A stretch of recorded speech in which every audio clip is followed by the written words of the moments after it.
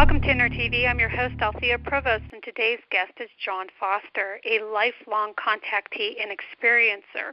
John Foster is the author of Eminent Discovery and a companion book to Earth from Heaven, both published in 1998.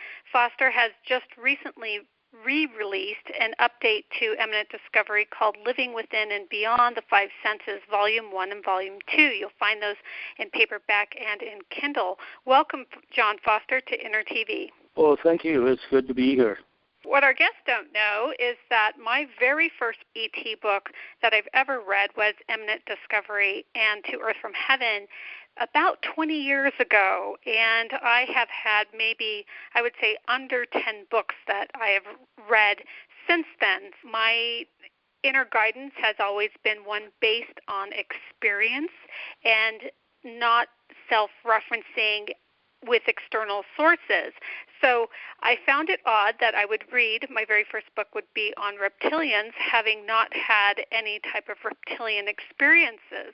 So this is a treat, audience, for me to bring John Foster forward to discuss what we had originally had a private conversation 20 years ago. And so I'm sharing that conversation with you now with John Foster's permission. We had discussed precognition moments that had to do with the influx of orphans from South America. And isn't it interesting today that that is what's happening?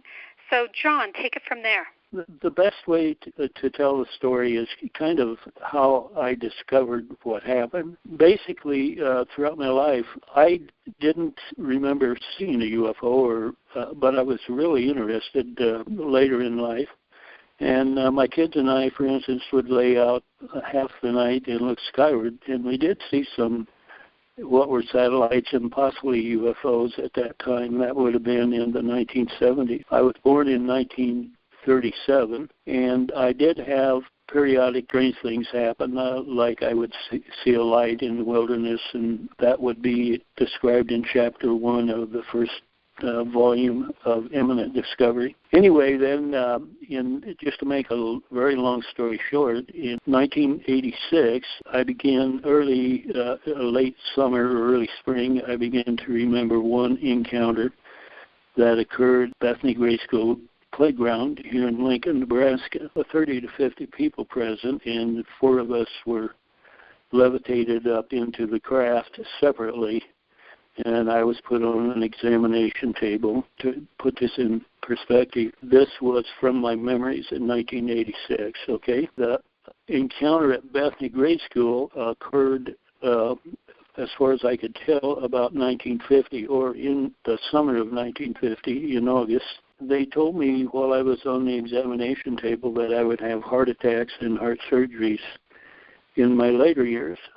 Going back to 1986, now the flood of recollection that I had, I remember the Bethany encounter from start to finish, almost second by second. And then in the fall of 1986, I began to remember more encounters, and they just started flooding in. They came so fast, I tried to record them on paper and couldn't record but the approximate date, who was with me, and a couple of 3 words, what happened. That memory cycle went on from October, early part of November, until the latter part of February. And I just remembered an enormous number of encounters that had occurred since I was born. And I even remember one encounter, I believe, where I had diapers, which is kind of strange. And for our audience, you had asked either the universe or just said to yourself or out loud that you would like to have a UFO experience. And then subsequent years after that, all the memories started coming back. Yeah, my kids and I were, we were always interested in seeing a UFO in the 70s, and then in the early 80s, I was having kind of a hard time for some reason. Something was bothering me, and I knew there was something going on, and so I prayed to God as hard and as strongly as I could that I needed to know what it was, even if it killed me. And this was to the Father of Christ, the creator of our universe. It was a couple of years after that the memories started coming in, late winter or early spring of 1986, and then they continued more intently. The story's in the book, and it's. I thought it was important to convey what actually happened, how I came to know this, because I believe it would apply to other people. This sort of thing that happened to me, I'm just almost certain is happening to other people also, and possibly you, Thea. Yeah, I agree. Your book was one of the toughest books I've ever read, partly due to the psychological unraveling that comes with knowledge and the burden. It's a burden basket. How can I say it? Your experiences take you through Native American culture, history, modern and historical fraternal organizations like the Rosicrucians. It also takes you through understanding scientific and genetic engineering, time travel, and then some. So it's like you have this chunk of information given to you that can, at times, take over one's life and render them senseless. And I have not had the extent that you have had. I do know what it's like to carry the information and to have an opportunity when I work with beings that it is an exacting education. They don't want slackers. You know, it's not surprising to me that they would pick an engineer or someone who would do the research or someone who would take the time to do the research, because they are imparting an overall view of, as you would say, encounters throughout history and time, shaping of the cultural landscape, shaping the human development. It's very deep and very layered. See, and I at agree the with same all time, that. yes, it affects the heart. I absolutely agree with you, John, because I've had two experiences.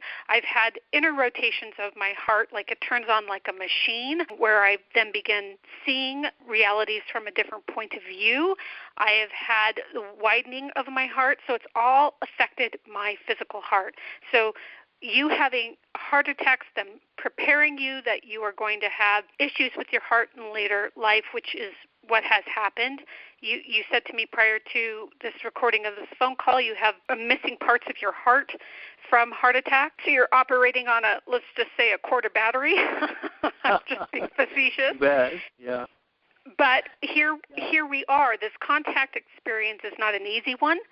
And at the same time, it comes with information. You and I shared 20 years ago a conversation. You asked me to keep it private. I have never shared it, never broken a secret with you, and it had to do with the South American people. Why were you shown future precognition over the South American children? Or on my website, and there's a short blurb on the homepage there where I described when I was 2 or 3 years old. I would go out and play on the sidewalk in front of our house, and I would sometimes hear noises above me, and I would look up and see a dish-shaped craft hovering and moving slowly above me, and I would begin to feel paralyzed. I wouldn't be able to get out of my kitty car, for instance. And the voice would talk above me near the dish-shaped craft, and sometimes it would talk to me, but I don't understand what it said. But a couple of those encounters, there was a larger craft that came in, and I was taken aboard, or there would be certain human individuals on board, and they would tell us to concentrate on what we were to do in the future, primarily just to give you a general statement of what was said. You know, that bothered me. Going back to 1986, during the flood of recollection, I recalled encounters that I can only define as time travels into the future, where a craft would come in near me and a friend. I was never taken alone, I don't believe, and as I can remember right now, and a friend or relative would be with me, and we would be taken aboard, and there would be the same 8 to 12 individuals who would be on board, and I would recognize them, and we'd be taken off into the future to certain specific locations where we were told and shown what we were to do in the future. Then after my flood of recollections in 1986, which lasted from October, November into the last of February in 87, in early spring of 1987, I met those people who I had traveled with, and it was at Peony Park the first time I saw them after my recollections, and they were attending a talk from Shirley MacLaine's friend. I can't remember his name. At any rate, I started recognizing people around me in the audience, and I recognized people in the front table near the speaker, and it just freaked me out. How I came to be there was that my daughter worked with a friend from El Salvador, and she heard about my encounters and wanted to meet me, so we met. And she had gone to one of the pyramids on the Yucatan Peninsula, and she had what she called spiritual guides that told her to pick up some rocks, specific rocks, and that she was to give them to a certain person. And so when we first met her, she said I was the person, and she gave me the rocks. And then she said there were people who met weekly where I lived that I should meet them because they meet weekly to talk about their encounters, and some of them were spiritual encounters and some UFO. When I first met them, I recognized every single one of them in a room, a small room, and there was 8 or up to 12 people there in the room. Did they recognize you, John? Yeah, they did. Yeah. But they didn't know where. Yeah. And anyway, this sort of thing can really get to you, especially if you have subconscious memory of encounters in the past. You're in a meeting, you're recognizing the players from the time travel that you were taken on was it a disc at this one? Almost every time it was what I call the elongated saucer. I think there's 140 drawings in the books, in the Eminent Discovery Volume 1 and Volume 2. When you met these people, did they speak to you about the project? They were meeting weekly, and I was so intrigued that I began to meet with them every week. We would exchange information, and over a period of time, we discovered that they were given some of the exact same information I was during either UFO encounters or what you would call spiritual encounters. And some of the information was in great detail technically. There was no mistake. I mean, it was just, I'm an engineer, and I worked as an engineer in research and development, aerospace, the nuclear field, in a new science at that time, which was fluidic, which is a sister to electronics, and I was involved in research and development of some of the elements that would be similar in electronics, like transistors and so forth. One of my big projects was developing PC boards. Oh. Anyway. So you have these reptilians taking a group of people on a craft to various locations and teaching them about what would be a primary project of the children, the Latin American children, and immigrants who will be entering into the United States. And you wrote about this in 1998. You said that the project includes present-day genetic engineering of humans and hybrids, but ultimately that the purpose was one of only conjecture on your end. You didn't know why. So as you met with these people, and they seemed to understand that they were part of a project, as you began to think about this as time went on and we're now experiencing the flood of immigration, did you come up with any other understandings? Well, when we met, we would compare notes. They began to ask me about a multi-story building. I had recalled and continued to recall at that time a certain building that was, I believe it was 3 stories with a basement. I was given detailed information on how to construct the building, how it was designed, okay? Mm-hmm. So that week I went home and I drew what I remembered and took it back, and some of them recognized the building And there's a particular symbol that I was told to place on the building in the front and at the sides. I was told, you want me to get into some really controversial stuff right now? Sure. Or okay. During that time travel, I call them the familiar strangers. And there were just many, many times that this happened when they picked us up and took us to these certain locations. Anyway, the symbol, I was told, represented the Brotherhood.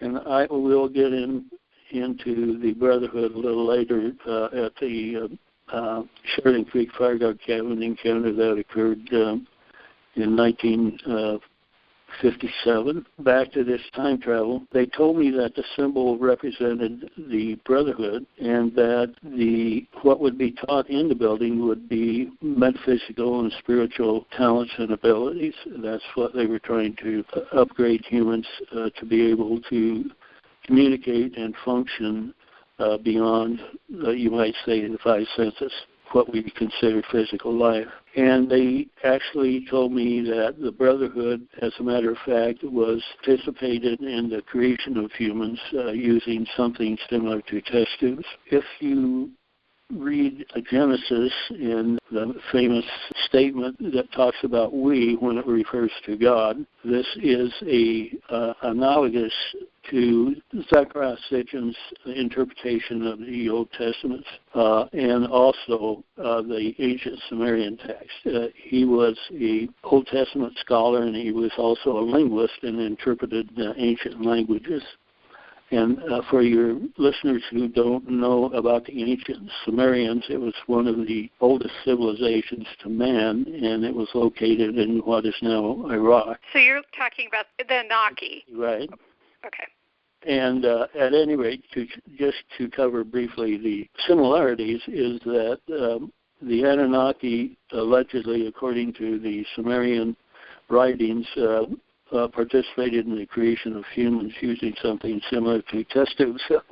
So that was really a shock when I found that out. At any rate, the time travels, and in meeting the familiar strangers after my flood of recollections in 86, 87 was shocking. I mean, it just went on and on. In 1987, then I found out about Leo Sprinkle's conference. It was the Rocky Mountain Conference on UFO Investigation in Laramie. And so Annie, my wife, and I decided to go and find out what this was all about. We met people from all over the world, primarily the U.S. and Canada, and some from Central America and South America that had similar encounters.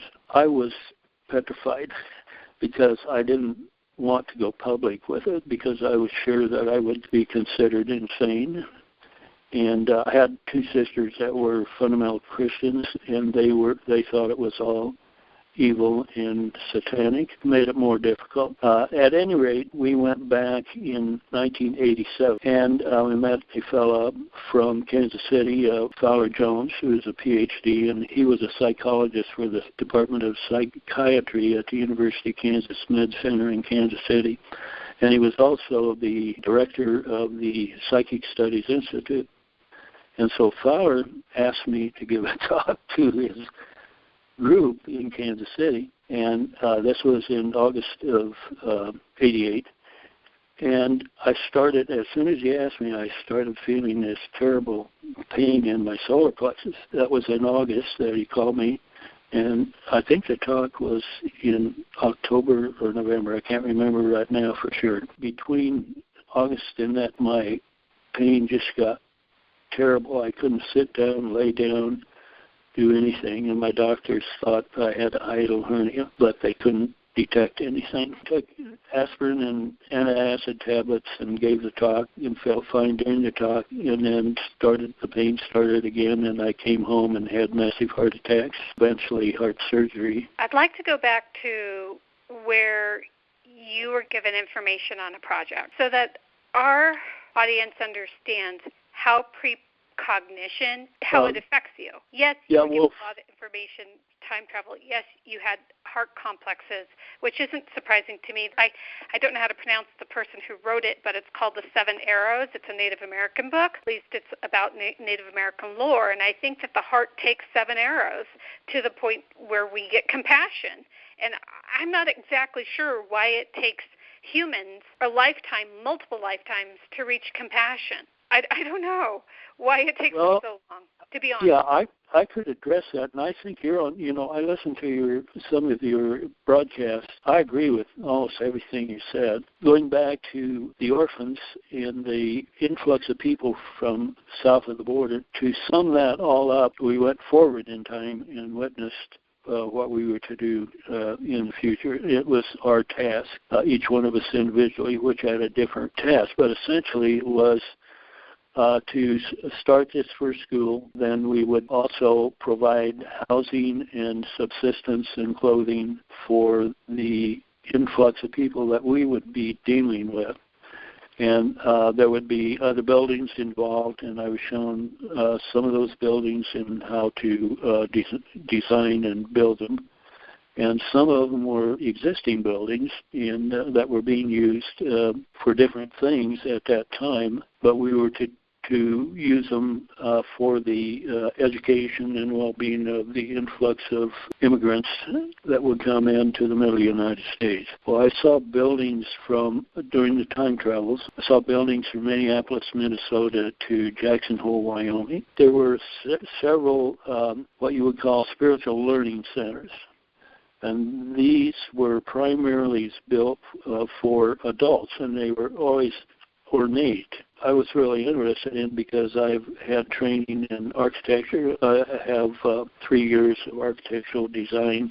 Then we studied architectural history. It was puzzling to me why the ornate design of buildings mattered. And I haven't really come up with an answer except possibly, especially during the Middle Ages, the sculptures on the buildings somewhat tell the story about the past.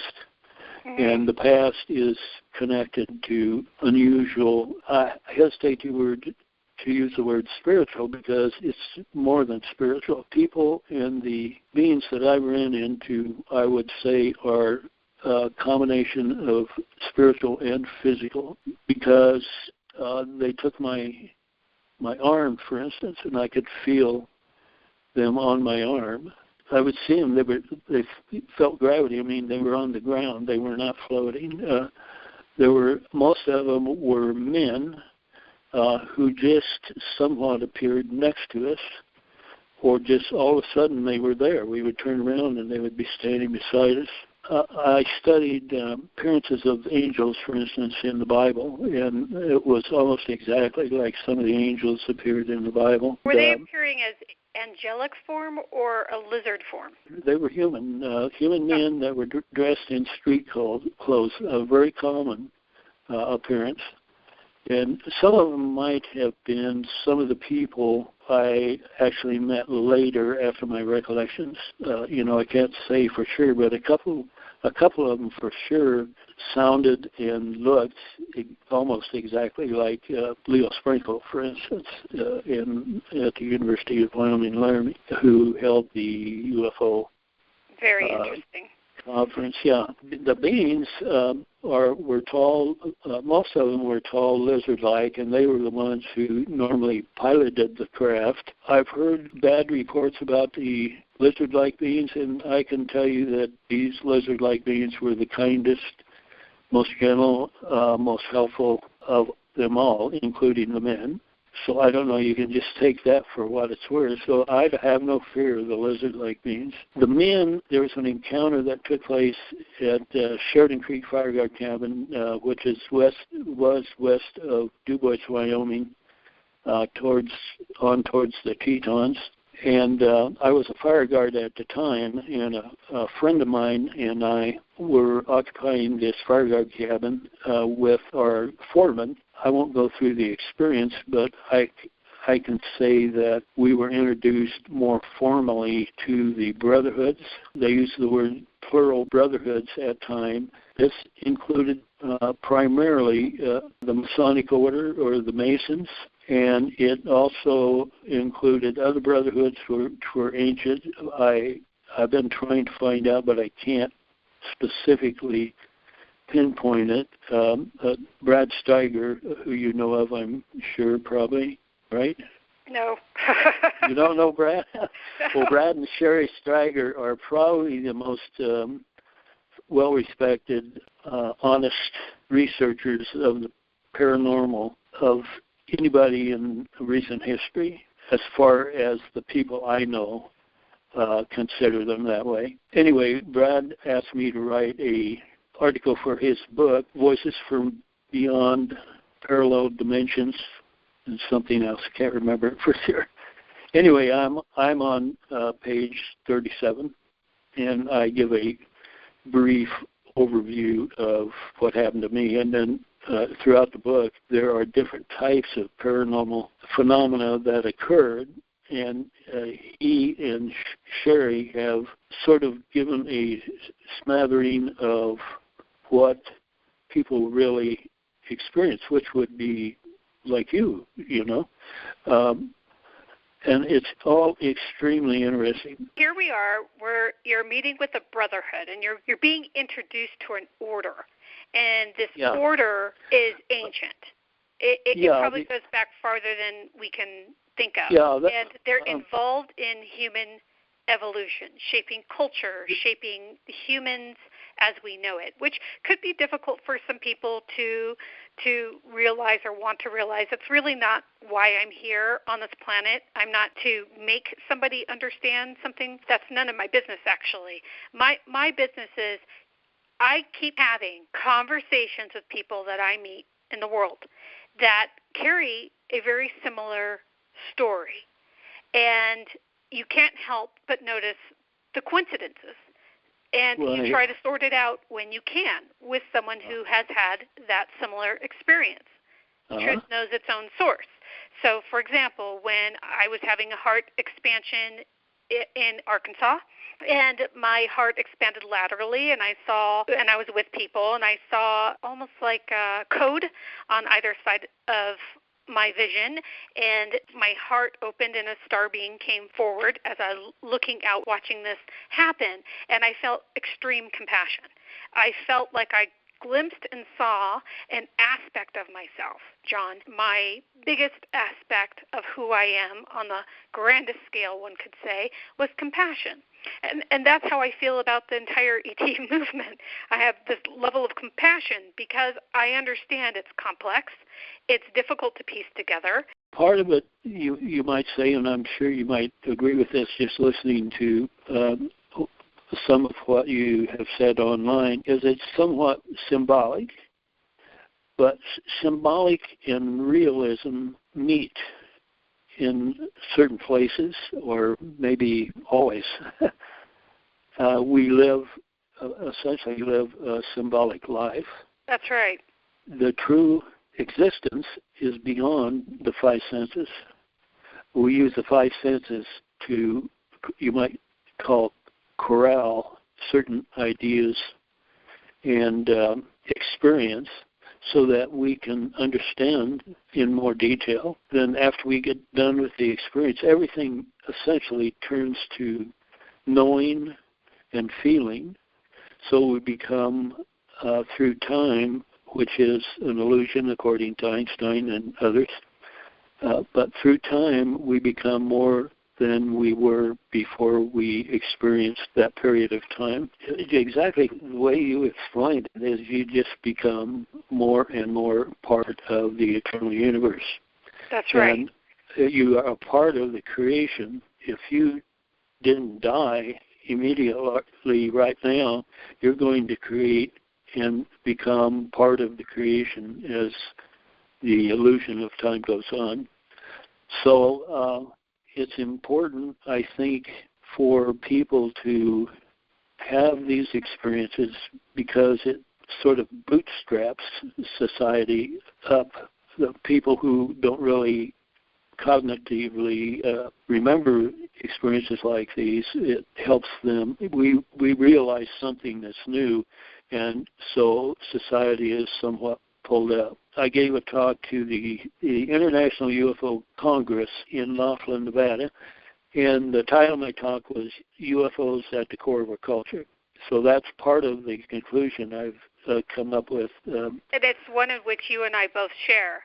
The window that we've both been given, you extensively, me minorly, is that they have been a part of our culture. They have been coming in and out of time. As we go back, I'm a Neolithic girl. I love to walk Neolithic ruins and participate in understanding their form and function. And yes, they did build beautiful buildings, exquisite buildings with high technology that we do not have today. It's funny you mentioned Neolithic because I'm a stone sculptor. I do stone flowers right now, and I buy from Neolithic stone. It's like some type of primordial something that happens to me, and I have to go. And I've spent 13 years on the road going to Neolithic sites because there is this ancient code or memory that happens with me. I understand that this is a part of it. Will I get to the bottom of it? No, I won't. Do I want it to become a burden and a heart burden? No, I don't. Not at all. I'd like to evolve to this level of understanding that, yes, the ETs have been part of our culture. They're not going away, and they are evolving us to a state of cosmic citizenry. That's my feeling. That is from my personal experience because I've not had a negative one. They're doing something to us. They're giving us information. When I meet other people and I think, my God, this person has spent 20 years, not just you, other engineers I've met, 20 years developing a building that might not ever be built. The Arcturians gave them everything to build a building, and they probably won't see it materialized. That's a hard pill. Well, let me tell you that the land was already purchased during that period when I drew the architectural drawing. They didn't tell me after they saw it, they didn't tell me anything, but they wanted to meet me the next Saturday. So I met with them, and we went on a walk around an area of hills, and I recognized the place, and I pinpointed the exact spot where the first building was to be built. And I had not been there before except during UFO encounters.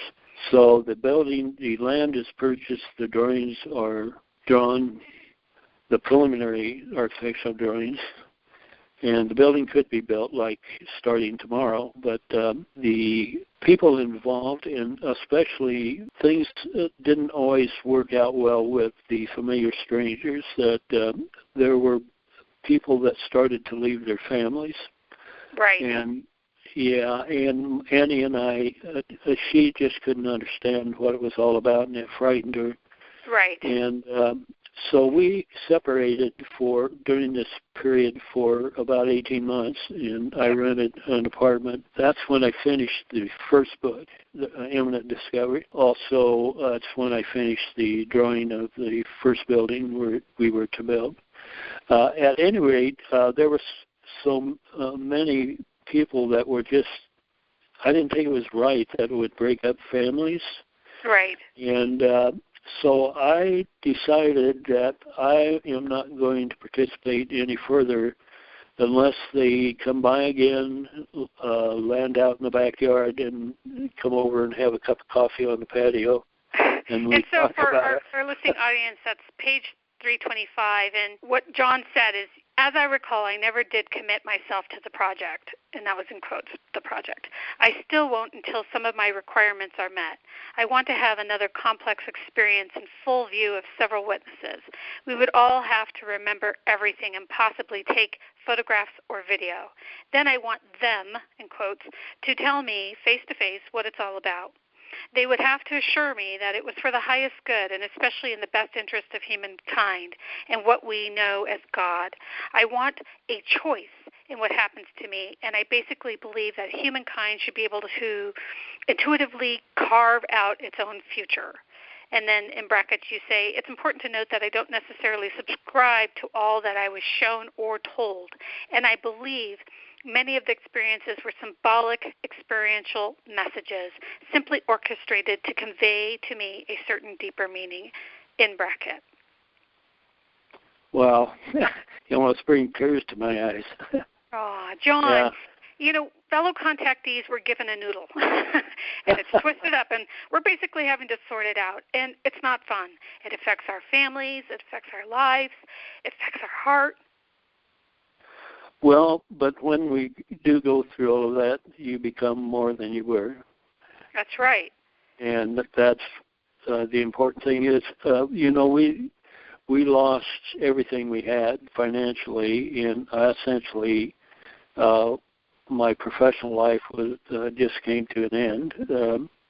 Things have happened since that was 1988 when I had my heart attacks, and then they failed a couple of years after that. And so we were not able to make a living. I had to go on disability. I was so bad that I would be sitting in a room talking to people, and I would have to lay down on the floor. But during that period from, you might say 1990, actually through today, I gave some talks across the country. People asked me to talk to UFO groups, and I was able to do that. So do you think it's all worth it? For me, you had a parting of the ways with your lizard family and the Brotherhood. I wish that the way I wished it had gone is that, yes, I wish that we were able to build a building and that we were able to take care of the orphans, and that everyone was nice and kind and would listen and try to. One of the problems when you get people like us together is that everybody wants to tell their story, and they're interested, but they really aren't that interested. So I went years before people, the familiar strangers, even knew the details about my story. And once they did, they were shocked because it fits so nice with theirs. And even at one time, we got a group together, and they wanted me to be the moderator. And so I insisted that everyone would get equal time and that we would go around the room, and everyone had 10 minutes to start. And they would tell us what was on their mind, whatever they wanted to talk about. And then we would go to the next person and so on around the room. Or after everyone was done, then we would talk about what the majority wanted to talk about after those conversations. So one person then would go more deeply into their version of what had happened to them. And then after that happened, then we would just break up, and whoever wanted to talk to whoever could do that. And we would spend nearly the whole day doing that, like a Sunday. And people would say this was better than going to church, that we learned so much. And that's the only way that people like us, I think, can function together as a group if there is a major, what you might call a project involved. Anyway, it didn't work out that way, that most families broke up.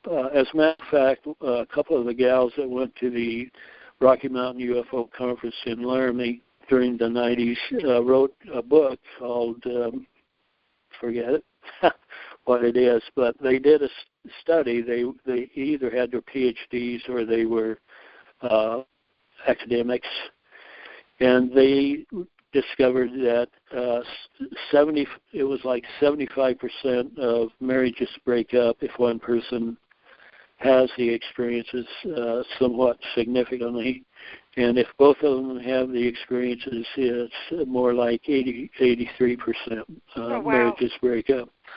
So it's not something to be taken lightly. And like me, I almost lost my life, and I lost my vocation, my profession, but I didn't lose my family.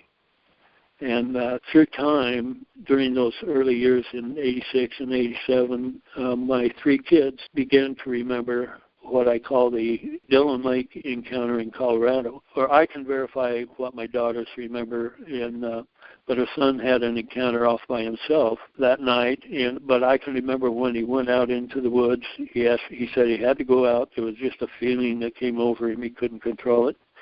And I had had such feelings before, so I allowed him to go out in the woods by himself that night. And he had an encounter that was really profound and strange. And all of that is on some of that is on the website, johnfosterufos.com, on the homepage overview of John's story, which is in the black strip above. You just click the title. Actually, I should go back to the Sheridan Creek Fire Guard Cabin encounter, which is Chapter 9, and that would be the first chapter in Volume 2 of Eminent Discovery. That night, when we met the Brotherhoods, they were trying to enlist us into the Brotherhoods. The entity that we were dealing with, or one of them, there were several different men that just seemed to walk out from nowhere. Then we would hear the voice. We would hear a voice many times throughout the 46 years. We were told we were going to be taken out of body, and we went up into a tree nearby. They told us they were fighting a battle to save men, and they were trying to enlist us into their battle to help save men. Later on, they told us that they were the monitors or keepers of the earth. They were responsible to the archangels Michael and Gabriel, and possibly others, but they just mentioned Michael and Gabriel, who were responsible to the entity who we know as Christ, who is in charge of this corner of the universe. And other things happened that night then. They wanted me to see a demonstration of, they said they were preparing people for when they would return and take them away. And they wanted me to witness a demonstration. So they took me out of body and up above the clouds. And I saw a disc-shaped craft coming towards me. And they dove down into the clouds, into an older city, and near an old house. And there was a man and a woman on the front porch, and there were 3 kids playing like marbles off to the side of the porch. And all of a sudden, a craft manifested out of the atmosphere, hovering above the children. The voice talked about the man drinking and smoking. Then instantly, in a blink of an eye, children were gone and the woman was gone.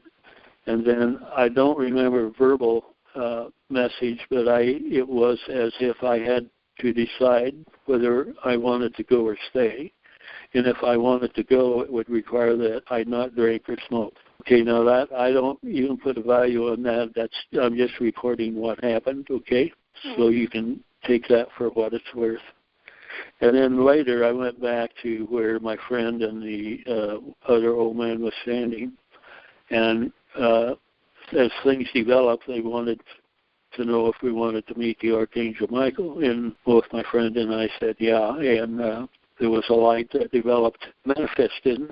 And the word manifest is important here because most of the craft and men and beings manifested yards from us out of a distorted atmosphere, a light blue haze or a light gray haze or fog. Anyway, this light manifested about 7 to 10 feet above us and off to the side. And the voice started to speak to us, and he said he was Michael, and he encouraged us to do what the men asked us to do that night, who were part of the hierarchy, who were part of the Brotherhoods. And they explained that the Brotherhoods were especially related to the Masonic order. Okay? Mm-hmm. This is in your book, page 287. The entire idea somehow repulsed me, and I began to resist.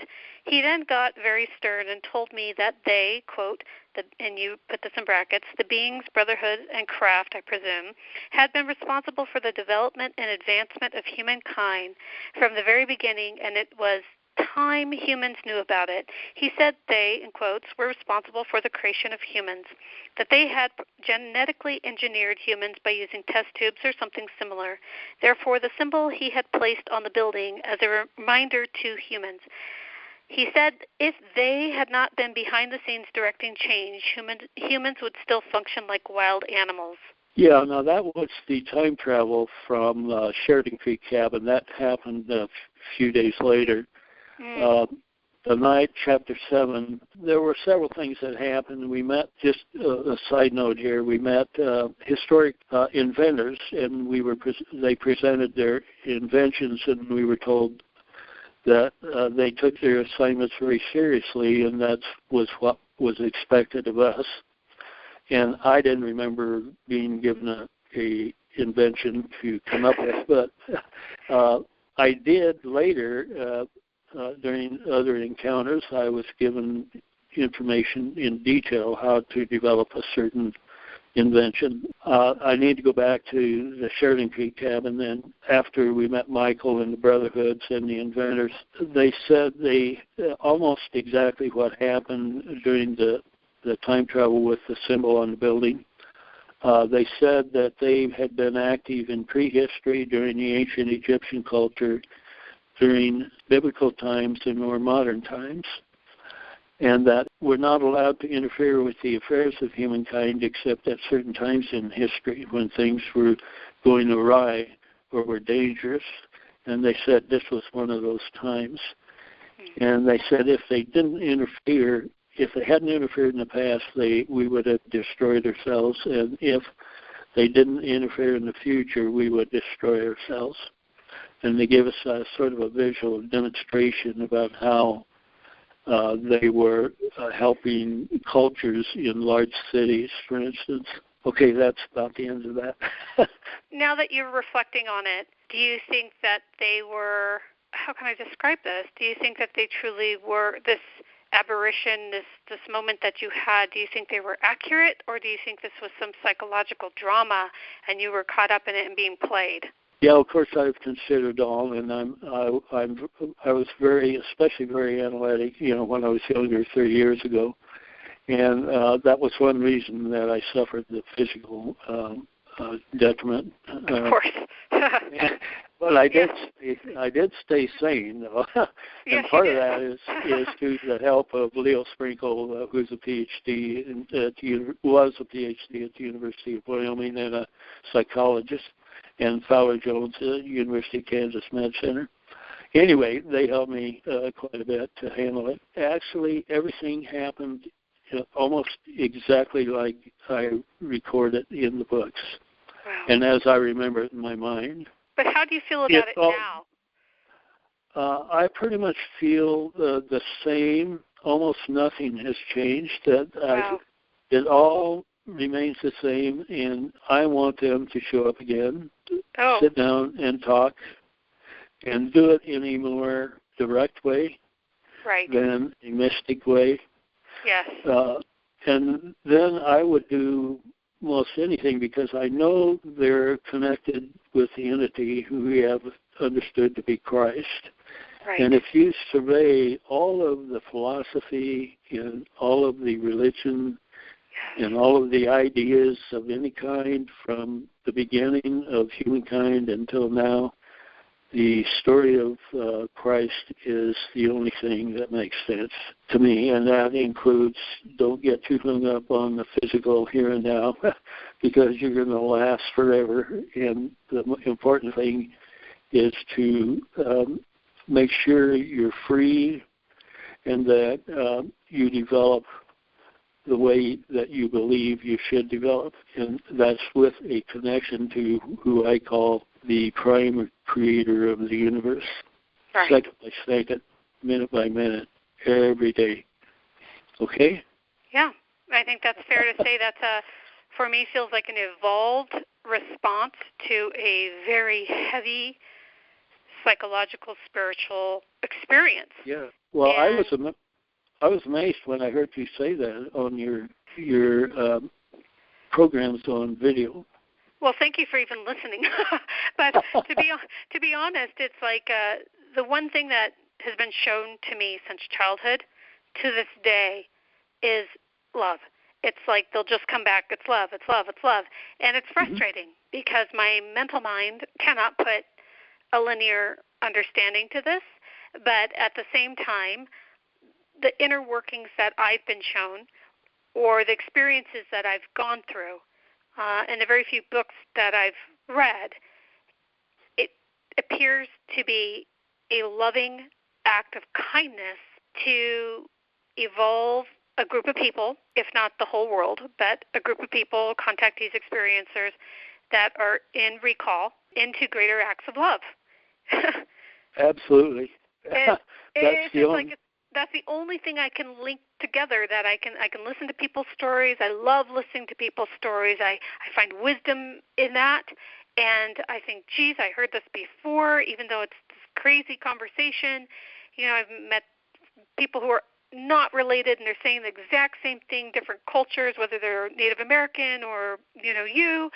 And it seems to be that in the end, they recognize that whatever happened to them, there's a greater orchestra happening behind the scenes that is evolving mankind, womankind, into a consciousness that oftentimes feels so external, but in actuality it is internal.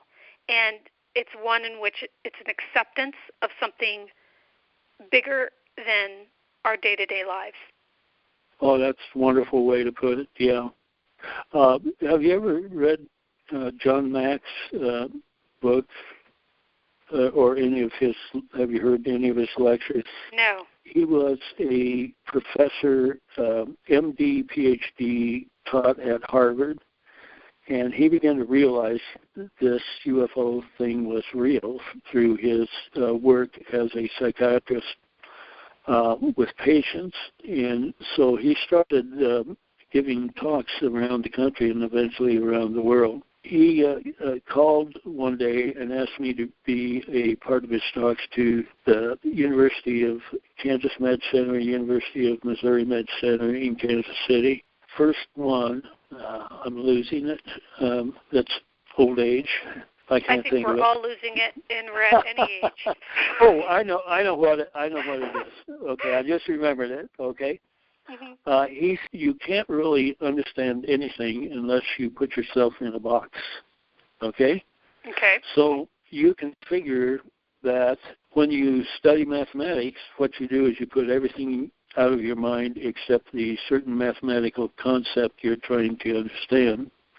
Mm-hmm. And you don't think of anything else but that, and then you try to apply that concept to everyday life, okay, which is limited to the five senses. In order for you to learn anything, you have to be in a box if you want to learn it better than just the abstract idea. And when you put yourself in a box and you begin to understand that concept, you experience. So you experience through emotion and mental activity and even feeling and everything in the five senses, you might say. And then so when you come out the other end, then you do understand more. You are much more than you were in the beginning, which wouldn't have not happened unless you were in the box. So there's somebody that's putting us in the human body box and then interacting with us so that we can become more than we are now. I agree. I thought that was one of John's favorite things to talk about when he gave his talks. I'd like to take our readers to Eminent Discovery, which reveals what happened to John and how it happened in some detail. His other book, To Earth from Heaven, continues on with encounter narrations where John rationalizes and speculates more thoroughly about what it all means and what it might mean. So he's talking about probable and possible meaning. And John, I have had a distinct pleasure of catching up with you 20 years later. That's wonderful, yeah. It is wonderful for me. Often wondered what to say to people who wish to have contact experience, who desire it so. And with a heavy heart, even though I know it leads to love, I couldn't paint a daisy chain of events. It is an unraveling psychologically, it is an unraveling emotionally to not only discover the box that's around us, but to take ourselves out of that box. Yeah. And it doesn't come with an intellectual knowing. It comes from a heart knowing. And the heart will take a beating to grapple with this, from my perspective. Yeah. be careful what you ask for, but in the end, it's worth it in eternal sense, you might say. And I'm facing death almost, any time I could die. So I have to rationalize where I'm going, what it means, and so forth every day. I carry all of this with me, second by second, every day. And so I guess I am more than what I was. It would be nice to have a rational meeting with these guys before I die, but, maybe it will be after I die. But I do know that the Christ story is the most important. And, of course, that's the story of love, which you have described. And it takes, even he suffered. And if you read Revelations, it is brutal of what happens in Revelation. So it takes suffering to be something more than you are now. And in the end, it's, like you say, it's worth it. Thank you for saying that. It does lift me. It lifts me. This is only one phase, like you said. I mean, you understand it almost completely. So, and I'm not even sure I understand it. I feel like I'm grappling with it. I think about it often because I have this opportunity to speak to wider audiences, and I think to myself, my God, what can I honestly say that is heartfelt and true and that is not glossing over the experiences that come with this, and that it does take an arrow to the heart.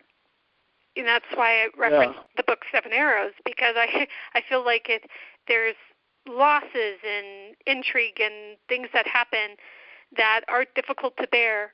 But I find that the contactees that have put in 50 years, 60 years, 70 years of consistent sharing tend to be the most kind-hearted, thoughtful, open-minded people I've met on this planet.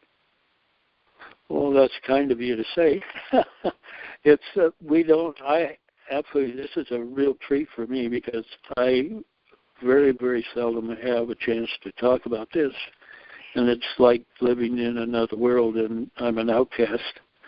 I do understand. Fortunately, not being able to talk about it for years and years, I think I let you know my last talk was at the Psychic Studies Institute. I believe it was 2010 or 11.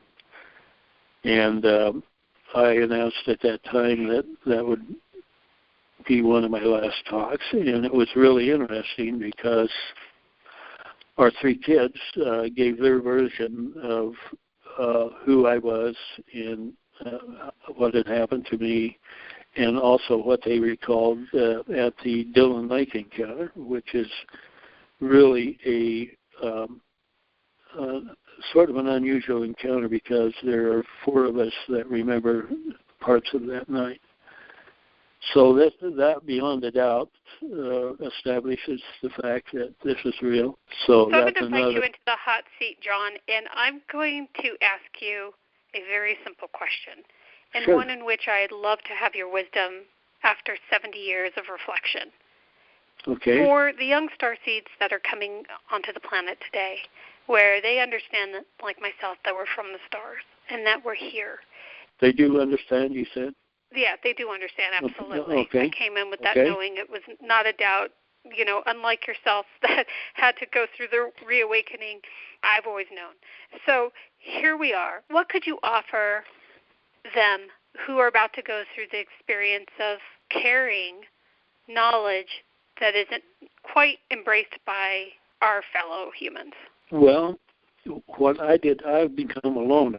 I can't totally identify with anybody because they haven't had the same experience I've had. Part of it is to realize that you are here on a special mission and that you're a creator and that you're part of helping humankind develop beyond the state that it's in now. You have to realize that we're here for a special purpose, especially if you consider the story of the project and the immigrants coming up from south of the border each one of us had a different task that we were to perform. I think you need to discover that you are not only here, but you are out there also. For instance, I had a dream one night, or right after I saw a mysterious light go by our second-story window and then go by again. I immediately fell asleep, and I found I was traveling to ancient Egypt with a lizard-like being right beside me.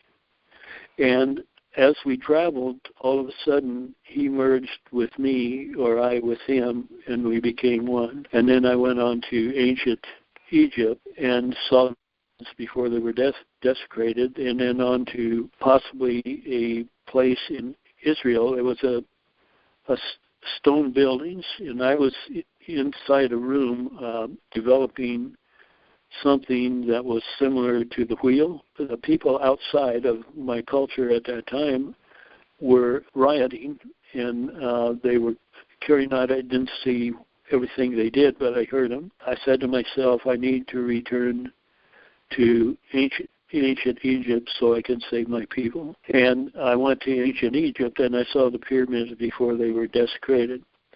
And there were blue and golden stripes, horizontal stripes on it at that time, and something on the top, cupola or something like that. After I woke up in the morning, and I was meeting with some of the familiar strangers here in Lincoln that were different than the other familiar strangers. And there was a lady, not that same night, but a couple nights later, had a dream, and she decided that she needed to get up out of bed, and so she went into the living room and turned the TV on, and she saw a program that was about ancient Egypt.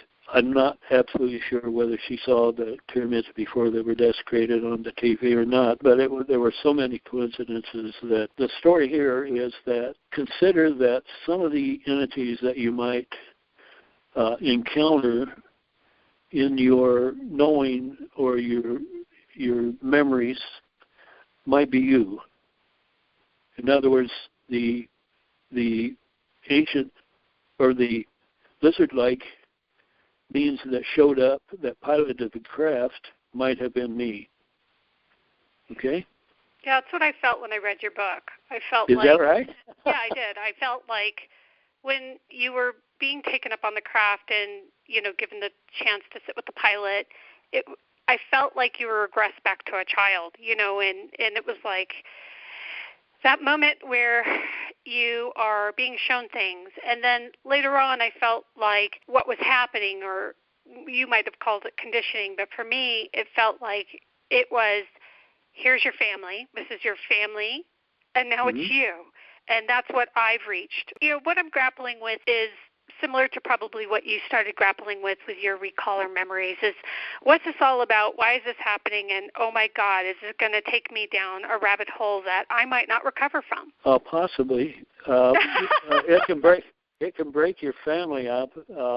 It almost broke our family up. I would say to hold tight if you really love your family in that sense. Hang on, and it'll be worth it in the end as you grow old. Annie and I are probably closer now than we ever have been, and you might be interested to know that I came home from the Sheridan Creek encounter. I was going to the University of Nebraska. That fall I met Annie, and it was after I had said a prayer that I could meet somebody that could help me through life, Again, I prayed to God, the Father of Christ, the Creator of the universe. I think that's important to reach the prime Creator. You know what I'm talking about? I agree. Absolutely, yeah. 100%. Yeah, and not these middlemen, nope. you might say, or middlewomen. Direct, completely. Right. So you have to almost take day by day, but I burn inside sometimes. I can't talk about it. I have new revelations that come to me when I'm alert and aware, and then also if I open up, I can learn things in my dreams, or it's sort of a as if you would be after you die. It would be like an out-of-body encounter. Mm-hmm. But you just have to, when you do that, I know you do, but you just open up, and especially in the early hours before you wake up or you're half awake, yeah. Thank you so much, John. Okay, love you. Love you too. Many blessings. If you'd like to know more about John and his work, please visit www.johnfosterufos.com. And John, I'd like to thank you for being on InnerTV with me. It's been a pleasure to catch up with you. Well, it's a real pleasure for me. It's a real treat, and especially because of your take on what has happened to you. It fits perfectly. Thank you, John. And to remind everybody, links are provided below. Remember to like, share, and subscribe for more InnerTV interviews. Thank you, John. Until next time.